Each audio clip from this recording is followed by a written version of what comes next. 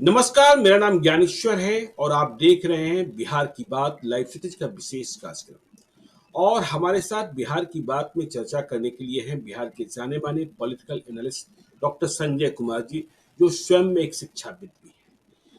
आज संजय जी हम बात करेंगे, देखिए चुनाव तो चल ही रहा है, लेकिन इस बीच के पाठक, जो शिक्षा विभाग के अपर मुख्य सचिव हैं, उनके फैसले जो हैं वह कई कारणों से विवादों में चले जाते हैं, बहुतों को चुभ जाता है और कहा जाता है कि चुनाव को भी प्रभावित कर देता है। के पाठक ने निश्चित तौर पर बिहार में स्कूलों की जो व्यवस्था रही है, जो व्यवस्था ध्वस्त हो गई थी, उसे सुधारने की दिशा में कई बड़े काम किए, बहुत कड़ाई की, लेकिन मनमाने फैसले भी हुए और कुछ ऐसे फैसले भी हुए जिन्हें शिक्षक डाइजेस्ट नहीं कर पाए, आज भी नहीं कर पा रहे। और इसका परिणाम ये निकला कि जब बिहार में लोकसभा चुनाव की शुरुआत हुई, चुनाव तो पूरे देश में ही हो रहे हैं, हमने ये देखा कि शिक्षकों का वर्ग गुस्से में है और जो एनडीए के साथ, मोदी के साथ, नीतीश के साथ पिछले चुनावों में खड़े दिखे थे, वे इस बार नाराज शिक्षक और उनका परिवार जाकर नोटा को वोट दबा रहे हैं या फिर खिलाफ में ही मत दे रहे हैं। उनकी परेशानी नरेंद्र मोदी से नहीं है, नीतीश कुमार से नहीं है, लेकिन हाँ, शिक्षा विभाग के मनमाने फैसलों से। और इस बीच देखिए एक और बड़ा फैसला आ गया कि अब जो स्कूल हैं, कल 16 मई से सुबह 6 बजे से संचालित किए जाएंगे। ये फैसला बहुत ही अटपटा। देखिए, मैं भी सरकारी स्कूल में पढ़ा हूं संजय जी, आप भी सरकारी स्कूल में पढ़े हैं। और जब गर्मी आती थी तो प्रातःकालीन कक्षाएं लगती थी, लेकिन वक्त 6 बजे का नहीं होता था। और देखिए, जब हमने पढ़ाई करी, आपने पढ़ाई करी, तो जमाना लालटेन का था।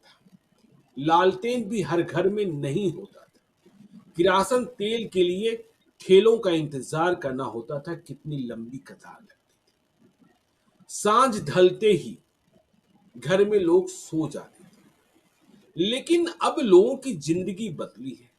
घर घर बिजली पहुंच गई, रोशनी हो गई और लोगों के बीच, लोगों में काम करने के घंटे बढ़ गए।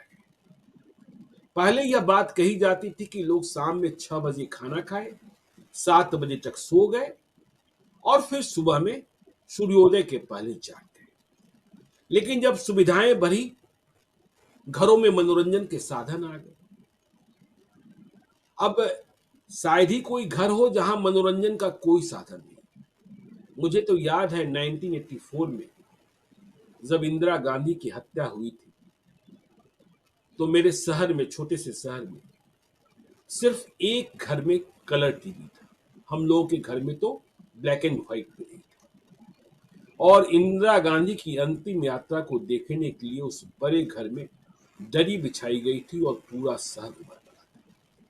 लेकिन जब आज मनोरंजन के साधन हैं और हम यह भी कहें कि देखिए, सरकारी दफ्तरों के हिसाब से काम करने वाले घंटे में लोग कम है, सरकारी नौकरियां हैं कहाँ। फिर सवाल यह भी पैदा होता है कि सरकारी स्कूलों में बच्चे किसके पढ़ रहे हैं? खेत में काम करने वाले मजदूर, ऑटो चलाने वाले मजदूर, नाले की सफाई करने वाले लोग, या फिर कहीं गार्ड की नौकरी कर रहे हैं, मतलब जो गरीब हैं। यह बिहार का दर्द तो है ही कि अमीर का बच्चा पढ़ने के लिए बाहर जा रहा है जब बड़ा हो जा रहा है, और गरीब का बच्चा बड़ा होने के बाद कमाने के लिए बाहर जा रहा है। तो आप कैसे यह मान लिए कि 4 बजे के बाद माँ पिता को फुर्सत, कोई टेम्पो चलाकर रात को 10 बजे लौट रहा है, कोई गार्ड की नौकरी कर रात को 11 बजे लौट रहा है, और बच्चे, मासूम बच्चे जिन्हें आप कह रहे हैं, शिक्षकों की बात छोड़ दीजिए कि उन्हें 6 बजे आप स्कूल में पहुंचा दीजिए, किस वक्त वे जागेंगे? 6 बजे स्कूल जाने के लिए बच्चों को कम से कम 5 बजे तो जागना होगा। क्या ये हैबिट्स रह गई है अब? बच्चे 5 बजे जागे अर्ध निद्रा में स्कूल पहुंचेंगे और बच्चों के जागने के पहले उनके माता पिता को जागना होगा।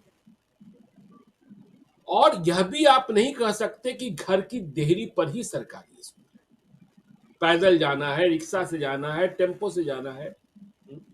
तो माता पिता 3:30 और 4 बजे जाएंगे और आपने कह दिया गर्मी के कारण हम फैसला ले रहे हैं।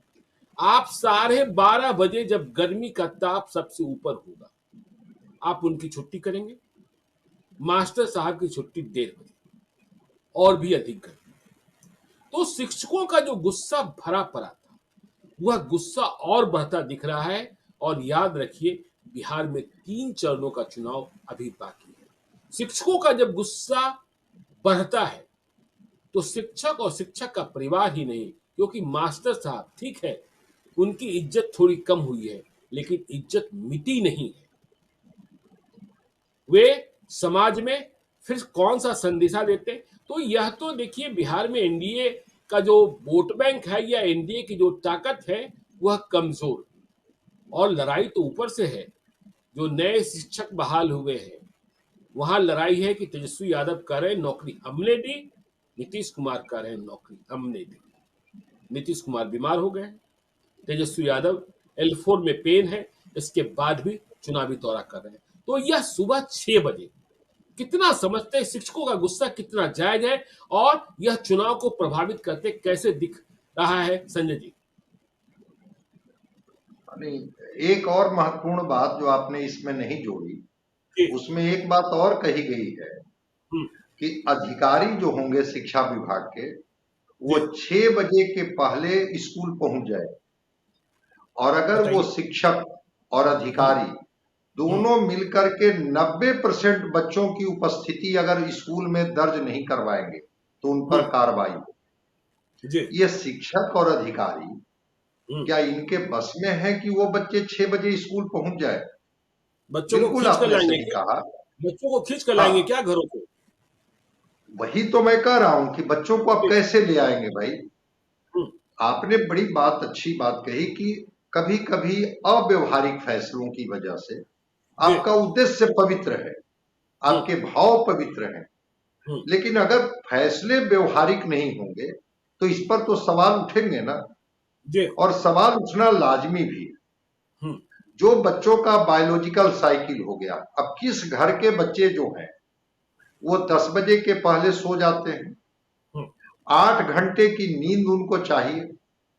और आपने हैबिट की बात कही, अब जिन बच्चों को हैबिट है कि वो 5:30 6 बजे वो बेड छोड़ते हैं, तब वो बाथरूम जाते हैं, फ्रेश होते हैं, ब्रश करते हैं, नहाते हैं, फिर वो स्कूल की तरफ वो बढ़ते हैं, जाते हैं, वो बच्चे चाहे जिस परिवार के बच्चे हों, एकाएक उनके हैबिट में कौन सा परिवर्तन हो जाएगा कि वो बच्चे एकदम ब्रह्म मुहूर्त में 4 बजे उठ जाएंगे? और ठीक आपने कहा कि जो उनके माता पिताजी हैं, जो उनकी पारिवारिक स्थिति है, कोई व्यक्ति 10 बजे 11 बजे थका हारा घर में लौटा है कमा करके, और वो 4 बजे कैसे उसकी नींद खुल जाएगी कि अपने बच्चे को जगा करके और उसके हैबिट के अनुसार कहेगा हाँ ठीक है। एक प्रक्रिया अगर यही हो कि सारे दिन बच्चों को 4 बजे प्रातः काल में जगनी है, तो 9 बजे 8 बजे 8:30 बजे तक माँ बाप उसको सुला देते और 4 बजे बच्चे को कहते कि जग जाओ। वो 4 बजे बच्चे जगते और तैयार होते होते उनको, चूंकि बच्चे जो होते हैं उनको तैयार होने में ज्यादा समय लगता है, एक तो उनकी नींद पूरी नहीं होती है। ठीक आपने कहा कि मनोरंजन के साधन है, बच्चे टेलीविजन पर कोई धारावाहिक देख रहे हैं, या मान लिया जाए कि घर में कोई कार्यक्रम हो रहा है। हमने तो देखा है इस बिहार में, हम लोगों का तो नहीं होता था, अब हर घर में बच्चों की एक बर्थडे पार्टी होती, बिल्कुल, और उस बर्थडे पार्टी में कोई ना कोई सेलिब्रेशन किसी न किसी परिवार में होता है। अब वो 10 बजे 10:30 बजे तक वो बच्चे बेड पर सोने जाएंगे। कितने आवर का, जो मेडिकल साइंस कहता है कि कम से कम 8 घंटे की साउंड स्लीप उन बच्चों को चाहिए, तब उनका मस्तिष्क ठीक से काम करेगा। और वो बच्चे सुबह में कैसे जग जाएंगे? जग जाएंगे तो क्या वो ठीक से बाथरूम से फ्रेश होकर के निकल पाएंगे? उनका पेट साफ हो पाएगा? क्या वो बच्चे ठीक से ब्रश कर पाएंगे? क्या वो ठीक से नहा पाएंगे? और अगर ये इस नित्य क्रिया को वो ठीक जी। से नहीं कर पाएंगे हम्म। और वो स्कूल परिसर में इस भय से कि 90% हमारी उपस्थिति नहीं होगी तो शिक्षकों की डांट पड़ेगी, शिक्षकों की फटकार होगी, इसलिए हमें पहुंच जाना है, उनके माँ पिताजी घसीटते हुए अपने बच्चे को स्कूल के परिसर तक पहुंचा देते हैं।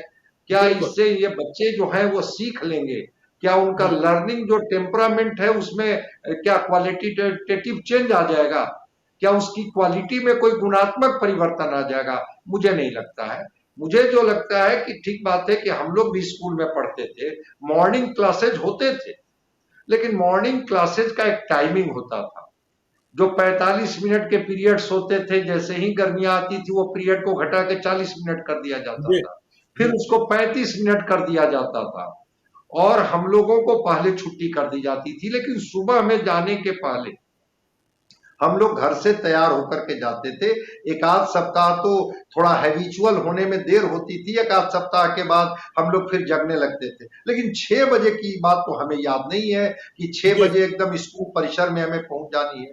एक दूसरी बात, जो टीचर 15 किलोमीटर के रेडियस में रहते हैं, गांव की हम्म। बात मैं कहता हूं, उस गांव में तो उनके लिए कोई आवासीय व्यवस्था है नहीं, उस बिल्कुल। स्कूल परिसर में तो आवासीय व्यवस्था है नहीं। हम्म। तो 15 किलोमीटर के रेडियस पर जो भी टीचर रहते हैं, आपको पता है ना, शहर तो छोड़ दीजिए, गांव में 5 बजे उनको सवारी कोई मिल जाएगी जो स्कूल परिसर तक ले जाएगी। सारे टीचर के पास मोटरसाइकिल और साइकिल तो होंगे नहीं कि वो जी। बस अपनी गाड़ी स्टार्ट करेंगे स्कूल तक पहुंच जाएंगे। कोई न, या तो वो पैदल जाते होंगे या किसी सवारी का वो लाभ लेते होंगे, किसी सवारी की मदद लेते होंगे और स्कूल परिसर तक पहुंचेंगे। तो अगर वो टीचर 4 बजे जग भी जाते हैं, 5 बजे तैयार भी हो जाते हैं 1 घंटे में, तो पहुंचेंगे स्कूल कैसे? परिसर तक पहुंचने में कोई सवारी उनको मिलेगी या पैदल पहुंचने में क्या वो समय पर पहुंच जाएंगे स्कूल? नहीं, हमको तो अभी नहीं हमने, लगता है। संजय जी, अभी हमने हम अनुभव किया कि मैं एक दिन सुबह 4 बजे जागा। अनंत सिंह, बाहुबली अनंत सिंह का इंटरव्यू करने मुझे उनके गांव लदमा जाना था। मैं पटना से 5 बजे चला, 6:30 बजे उनके गांव पहुंचना था। मैं 6:25 में पहुंच गया था। मैं पटना से बाहर गया, बाहर से लदमा गया। शहर जागा हुआ नहीं था, रोड खाली था। और जब मैं बाहर सकसोरा रोड में घुसा था, बाहर रेलवे लाइन को पार कर, तो कई गांव मिलते हैं लदमा जाने के पहले भी। मुझे ऐसा नहीं लगा कि गांव पूरे तरीके से जागृत हो गया है। तो फिर हाँ ऐसी बिल्कुल, स्थिति में, जी। नहीं एकदम आप सही कह रहे हैं कि चूंकि गांव अब देर से सोता है। जी। वो जो गांव था, जिस गांव को हम लोगों ने जिया है, वो गांव, ठीक बात है कि आपको याद होगा कि रेडियो पर 7:30 बजे का समाचार लोग सुनते थे जाड़े के बिल्कुल। दिनों में, और उसके बाद लोग खाना खा के सो जाते थे। जी। गर्मी के दिनों में 8:30 बजे या 9 बजे का बीबीसी का समाचार सुनते थे और समाचार सुन करके सो जाते थे। चूंकि ठीक जी। आपने कहा कि टेलीविजन तो इंदिरा गांधी जी की जब हत्या हुई थी तो हम लोग दूसरे के घरों में जाकर के देखते थे कि अच्छा वो बिल्कुल। कैसे तस्वीर वायरल हो रही है, कैसे उनकी चिता सजाई जा रही है, कैसे उनको अग्नि दी जा रही है, तो हम लोग दूसरे के घरों में जाकर के टेलीविजन पर जी। देखे थे। तो रेडियो ही एक माध्यम था उस जी। गांव के लिए, लेकिन वो रेडियो एक टाइमिंग था कि साढ़े बिल्कुल। सात बजे के बाद गांव सो जाता था हम्म। और बीबीसी के समाचार सुनने के बाद लोग सो जाता था। आज वो जो गांव है वो देर से सोता है, चूंकि साधन विकसित हुए हैं, बिजली पहुंची है गांव में, तो 10 बजे तक लोग फ्रेश होकर के टेलीविजन पर समाचार देखते हैं, कोई धारावाहिक देखते हैं। 10 10:30 के पहले गांव अब नहीं सोता है। जी। और सुबह में गांव अब 5:30 के बाद ही जगता है। ठीक है, बिल्कुल। सूर्योदय के पहले अभी भी गांव में लोग जग जाते हैं, हम्म। लेकिन हमको नहीं लगता है कि 4 बजे ब्रह्म मुहूर्त में पूरा गांव जग जाता है, अपने बच्चों को तैयार करने लगते हैं कि स्कूल जानी है, स्कूल जानी है, स्कूल जानी है। ये शहर में जो वैसे माँ बाप जो बड़ी कॉन्शस हैं, बहुत ये हैं, हो सकता है कि वो माँ बाप केवल अपने बच्चों के कैरियर के प्रति गंभीर हों, उनके साथ है कि ये हो सकता है कि वो अपने बच्चे को सवेरे सुला दें, वो 4 4:30 का एक आदत पैदा करें धीरे धीरे, और नहीं, कोशिश नहीं, करें कि कहाँ 6 बच्चे बजे तक। सोते हैं? वहाँ बच्चे सोते हैं संजय जी। आजकल शहर के बच्चे तो देखिए, यदि आप बात करेंगे मोबाइल फोन की, तो वो हमसे और आपसे ज्यादा स्मार्ट है, उस पर ही गेम खेल रहे होते हैं। कहाँ सोते हैं बच्चे। और शिक्षकों की बात आपने कर ली, स्कूल कौन क्या घर की देहरी पर है, बच्चों को भी आधा किलोमीटर, 1 किलोमीटर, 2 किलोमीटर, 3 किलोमीटर चलना पड़ता है। तो ये फैसला, और वह भी चुनाव के वक्त, शिक्षक ऐसे ही नाराज है। तो इस फैसले के बाद तो इसका असर साफ साफ चुनाव पर दिखाई पड़ेगा। हमने कई शिक्षकों से बातचीत की और उन्होंने कहा कि देखिए, हमने नोटा दबाया है, हमने एनडीए को वोट नहीं किया है। तो ये तो चुनाव को ही प्रभावित करेगा, चुनाव को भी प्रभावित नहीं, करेगा। प्रभावित इसलिए करेगा कि रक्षाबंधन के दिन जब स्कूल खोला गया था जी और वो शिक्षक भाई बहन को रोते हुए तस्वीर आपने देखी होगी, मैंने भी देखी, जी कि बिल्कुल। कैसे स्कूल परिसर में वो मौजूद हैं और वो हम्म, शिक्षिका अपने भाई को राखी बांध रही है और रो रही। हम्म, तो उसके मन के तो भाव को और उसके दर्द को तो समझना होगा। ठीक है, आप अधिकारी हैं, आपके आदेश का वो पालन करेंगे, लेकिन अगर फैसले व्यवहारिक नहीं हों, अब जी। सोचिए तो कि 4 बजे वो शिक्षक और शिक्षिका जगेगी हम्म, और 1:30 बजे तक होमवर्क की कॉपी चेक करके दक्ष क्लासेज में बच्चों को पढ़ा करके, और वो 1:30 बजे के बाद वो परिसर छोड़ेगी या छोड़ेंगे और वो घर पहुंचने में उनको 3 बजेगा। तो क्या ये जो शिक्षा, भारत का जो शिक्षा अधिनियम है, जी। उसमें एक सप्ताह में 48 घंटा से ज्यादा आप काम ले सकते हैं क्या? हम्म, हम्म, हर चीज के लिए तो एक अधिनियम बना हुआ है ना। शैक्षणिक अधिनियम भी बना हुआ है कि शिक्षकों से आप कितने आवर तक आप काम लेंगे।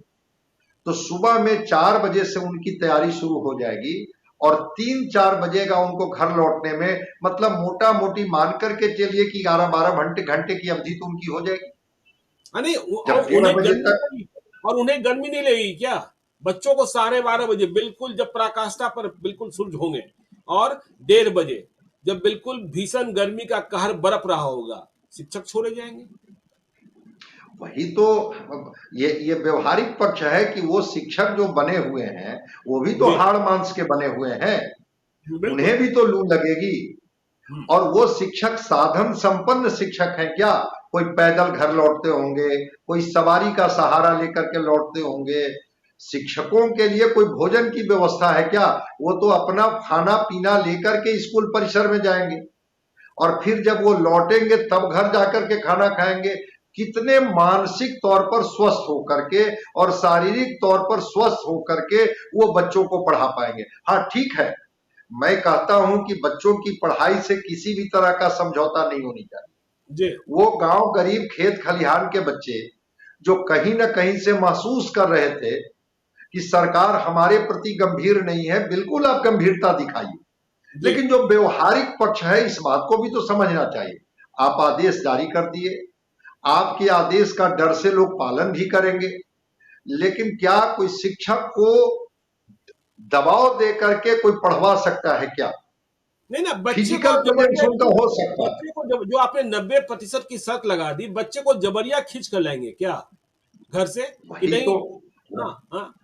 वही यदि तो मैंने गार्जियन सवाल किया यदि कि गार्जियन कहेगा आपने कि कहा जी, कि यदि पहले गार्जियन कहेगा पहले आपने कहा था कि 75%, अब जी। आपने कहा कि अधिकारी और शिक्षक दोनों इसके लिए जवाबदेह होंगे अगर 90% बच्चों की उपस्थिति स्कूल में नहीं होती है। तो अब ये 90% बच्चे को, जिनके माँ बाप देर रात कमा के लौटे हैं, अब तो कपल में लोग काम करते हैं, बिल्कुल। ऐसा भी नहीं है कि केवल पिता ही काम करते हैं, तो माँ भी काम करती है, पिता भी जी काम करते हैं, तब उनके जीवन की जरूरतें पूरी होती हैं। जो सरकारी स्कूल में जिनके भी बच्चे पढ़ते हैं उनके माँ बाप दोनों को कमाना पड़ता है, तब उनके जीवन की जरूरतें हैं वो पूरी होती है। अब वो जी दोनों माँ बाप जो कमा करके 10 बजे तक घर लौटते हैं, 9 बजे तक घर लौटते हैं, 8 बजे तक घर लौटते हैं, क्या उम्मीद करते हैं कि वो सुबह में 4 बजे जग करके अपने बच्चे को तैयार करने के लिए लग जाएंगे और 4:30-5 बजे तक बच्चे को कहेंगे कि बेटा 1 किलोमीटर की दूरी तय करनी है, अब तुम्हें स्कूल जानी है, अब 5 बजे तुम घर से निकल जाओ, और वो सारे बच्चे घर से निकल जाएंगे। और अगर नहीं निकलेंगे तो टीचर को कहा जाएगा कि जाइए उन बच्चे को पकड़ करके आप स्कूल में ले आइए। देखिए, बिल्कुल। टाइमिंग को लेकर के थोड़ा सा प्रैक्टिकल व्यवहारिक नहीं दिख रही है। और जहां आप सवाल आपके हैं खड़े ये नाराजगी होगी, सिस्टम से नाराजगी होगी। जी सिस्टम के पार्ट ही शिक्षक है। अब शिक्षक को केवल एक शिक्षक मत मानिए। आपको नहीं लगता है संजय जी कि शिक्षा विभाग जो है बिहार में वह किसी के नियंत्रण में रह गया है? मुख्यमंत्री को कई बार कहना पड़ा, फिर भी क्या हुआ, विधानसभा के भीतर उन्होंने घोषणा की, चंद्रशेखर से बात ही नहीं बनी। खैर उनकी छुट्टी हो गई जब महागठबंधन की सरकार बनी। सुनील कुमार जो शिक्षा मंत्री हैं अभी, इसलिए ही बनाया गया कि वे भी एक डीजी रैंक के पुलिस पदाधिकारी रहे। फिर आपने देखा कि राज्यपाल से कैसे विवाद हुआ, हाईकोर्ट को हस्तक्षेप करना पड़ा।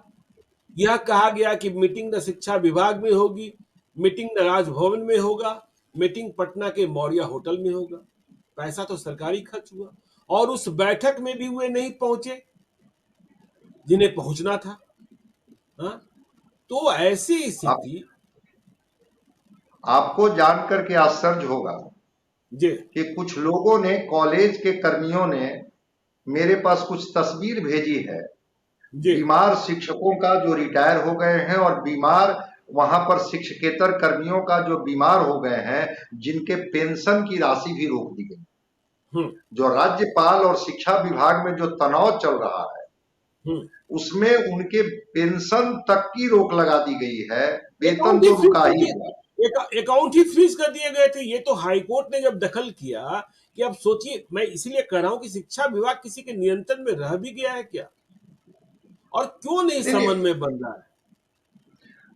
आपको तो हाईकोर्ट के इंटरफेरेंस के बाद भी वो वेतन जारी नहीं हो पा रहा है। दो बार हाईकोर्ट ने इंटरफेयर किया कि अब तो इनका वेतन जारी कीजिए, इनकी क्या गलती है। उसके बाद भी अब ये शिक्षक चाहे कॉलेज के हों, यूनिवर्सिटी के हों, प्राइमरी स्कूल के हों, माध्यमिक स्कूल के हों, समय को लेकर के, उनके वेतन को लेकर के अगर आप एक दबाव बनाएंगे, और खास करके शिक्षा विभाग से शिकायत लोगों की होगी, और शिक्षा विभाग सरकार के नियंत्रण में आता है, तो ठीक आपने कहा कि यह नाराजगी सरकार से शिक्षकों की होगी। और शिक्षक जो होते हैं ना, ठीक है थोड़ा उनका सम्मान घटा है, लेकिन इतना भी नहीं घटा है कि समाज में जब अपनी पीड़ा बयां करेंगे तो उसका असर नहीं होगा। और जब वो अपनी पीड़ा बयां करेंगे कि किस तरह से फरमान जारी कर दिए जाते हैं और सरकार चुप हो जाती है, मुख्यमंत्री जी बीमार हैं और हम लोगों को बाध्य है कर दिया जा रहा है कि हमें तो बस उसको फॉलो करनी है, तो वो वोट बनेगा कि वोट बिगड़ेगा, इसको तो समझने की जरूरत है कि वो शिक्षक जो समाज के ही अंग है, जो समाज में एक वातावरण बनाते हैं। कहा जाता था कि जो डिस्ट्रिक्ट मैजिस्ट्रेट और डिस्ट्रिक्ट सुपरिटेंडेंट ऑफ पुलिस का समाज पर वो प्रभाव नहीं होता था जो प्रभाव एक शिक्षक का होता था, क्योंकि शिक्षक की एक विश्वसनीयता थी। याद कीजिए ना, जब पहले दुर्गा पूजा के वक्त होली की जब मीटिंग होती थी, शांति कमेटी की बैठक होती थी, या मुहर्रम के समय में, तो जो स्कूल के प्रधानाध्यापक होते थे और प्रतिष्ठित शिक्षक होते थे, उन्हें जरूर ही बुलाया जाता था कि इनकी बात तो लोग मानेंगे ही मानेंगे। अब बिल्कुल समाज पर प्रभाव उन्हीं का था जी, और वो राष्ट्र निर्माता कहे जाते थे, वो राष्ट्र निर्माता हैं भी। लेकिन अगर आप उनके साथ एक कर्मचारी की तरह व्यवहार कीजिएगा, एक वर्किंग लेबरर की तरह व्यवहार कीजिएगा, एक दबाव बना के कीजिएगा कि आपको ऐसे एक्ट करनी है, मैं तो कह रहा हूं कि चाहे जितने लोग अपने तरीके से तर्क दे दें, शिक्षक भाव से पढ़ाता है। आप उसको घंटों में बांध करके पढ़वाना चाहिएगा तो वह शिक्षक फिजिकल प्रेजेंस हो सकता है उसका क्लास में, वो मन से वो भाव नहीं आएगा। आपको याद होगा, हमें भी याद है कि कुछ शिक्षक हम लोगों के स्कूल में कभी कभी लेट आ जाते थे। वो बड़ा कहते थे कि हाँ देखो आज इस कारण से मेरी साइकिल खराब हो गई या कुछ ये हो गया जिसकी वजह से मैं देर आया हूं, लेकिन वो फिर बैठ करके 2 घंटे तक इतना मन से पढ़ाते थे कि वो 3-4 दिन की पढ़ाई वो पूरी कर देते थे। क्या शिक्षकों के मन में ये भाव पैदा नहीं किया जा सकता है? ये बिहार के बच्चे आप ही के समाज के बच्चे हैं, समाज आपको इतना इज्जत देती है, समाज इतना प्रतिष्ठा देती है, इन बच्चों को संवारना, सजाना, तराशना ये आपका दायित्व बनता है। क्या शिक्षकों को दायित्व बोध करा करके हम शिक्षकों से काम नहीं ले सकते हैं दबाव की जगह पर?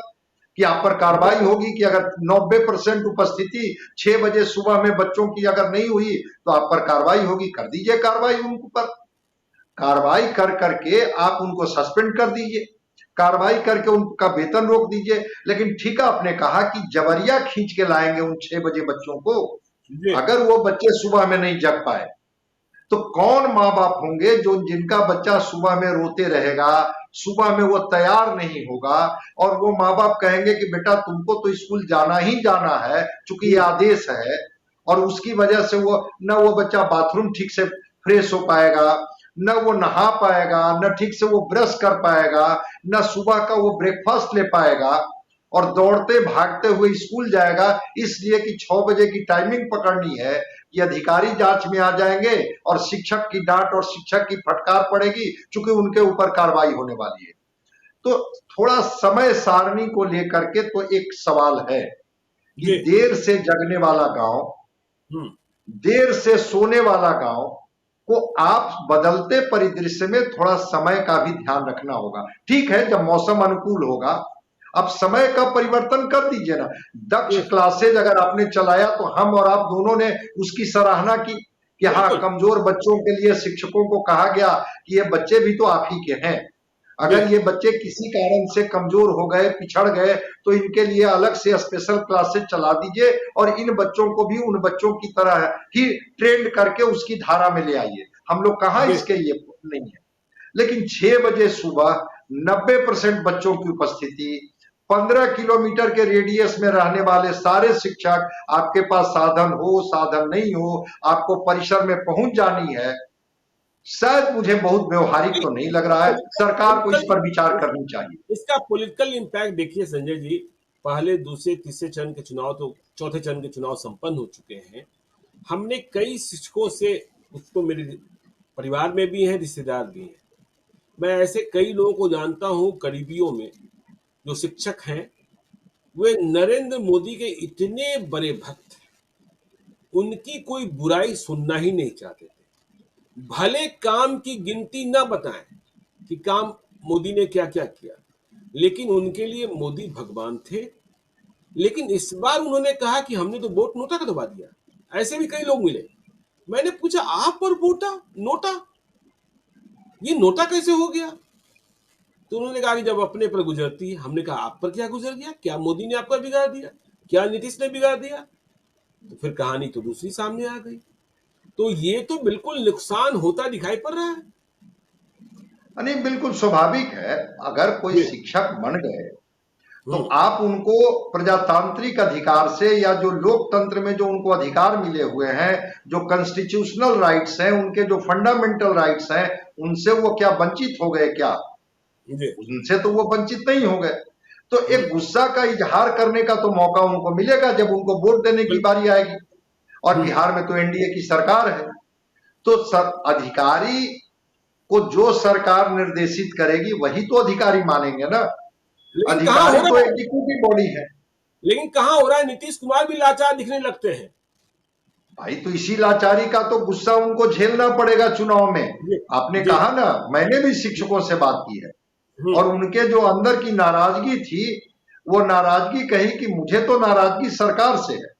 क्या सरकार चुनने में, सरकार बनाने में हम शिक्षकों की कोई भूमिका नहीं है? हम बिहार के नागरिक नहीं है, हम भी नागरिक हैं और हम भी चुनने में और बनाने में ये करते हैं। लेकिन अगर हम शिक्षक बन गए और हमारे लिए इस तरह के फैसले अधिकारियों के द्वारा लिए जाते हैं और सरकार चुप्पी लगा जाती है, तो कहीं ना कहीं तो उनके मन में आक्रोश है, गुस्सा है। और ठीक है, वो नोटा तो दबाएंगे ही ना, क्या करेंगे? अगर उनकी बात को अनसुनी कर दी जाएगी कि नहीं, जो भी तय होगा वो आपको मानना है। सुनील कुमार को इसी के लिए तो लाया गया था कि चलिए ये भी एक ब्यूरोक्रेट है, और जब ब्यूरोक्रेट हैं तो ये जो शिक्षा विभाग है इसको ये और भी बेहतर तरीके से समझेंगे और एक ब्यूरोक्रेट दूसरे ब्यूरोक्रेट के साथ एक अच्छा कोऑर्डिनेशन बना पाएंगे। तो सुनील कुमार शिक्षा मंत्री से सवाल होगा, नीतीश कुमार बतौर मुख्यमंत्री से सवाल होगा, अधिकारी से शिक्षक क्यों सवाल करेंगे? अधिकारी तो सरकार के आदेश के एग्जीक्यूटिव बॉडी है, वो एग्जीक्यूट करते हैं।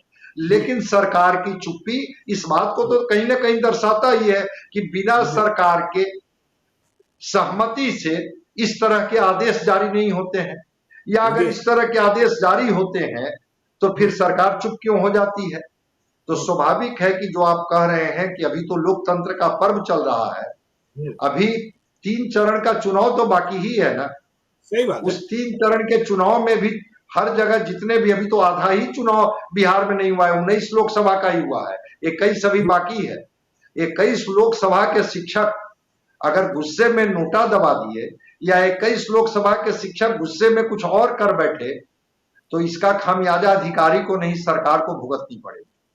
चलिए, सरकार को सोचनी जी, सरकार को भुगतना पड़ेगा और सरकार को सोचना होगा कि जो टाइमिंग का फैसला हुआ है वह कितना व्यावहारिक है। और बच्चों के साथ इस तरीके का फैसला, शिक्षकों की बात तो अलग है, लेकिन बच्चे भी किया, और फिर 90% सुबह 6 बजे क्या घर से खिंचकर लाएंगे बच्चों को? इस मुद्दे पर हम बने रहेंगे और आगे क्या होता है यह भी बताएंगे बिहार की बात में। तो आप देखते रहिए लाइव सिटीज को। यदि अब तक आपने हमारे यूट्यूब चैनल लाइव सिटीज को सब्सक्राइब नहीं किया है तो जरूर कर लीजिएगा, और यदि इस वीडियो को आप फेसबुक पेज के माध्यम से, अगर पेज को लाइक कीजिएगा, ट्विटर पर भी हमें फॉलो कीजिए। धन्यवाद।